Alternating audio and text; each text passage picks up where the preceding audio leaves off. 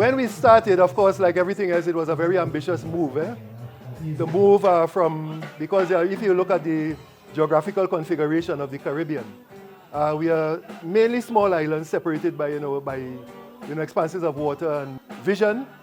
We accomplished by engaging the best minds, because the leaders of the movement at the time had studied, as I explained in other quarters.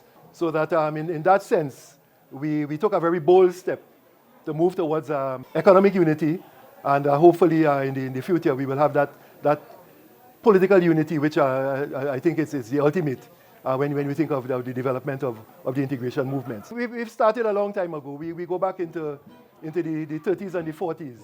There were always social movements in the Caribbean, common purpose, and it drew all of us into that thought of nationalism first, of certainly seeking our own independence as independent states, and eventually taking charge of our destiny, running our own affairs, but doing it in a combined fashion, because we are convinced that when we work together as a region, we can achieve more, especially when we have to negotiate with some of the bigger entities in the world.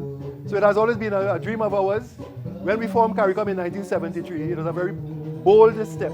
There are so many institutions that have been created by the region, which survive even to this very day. We have our own examination.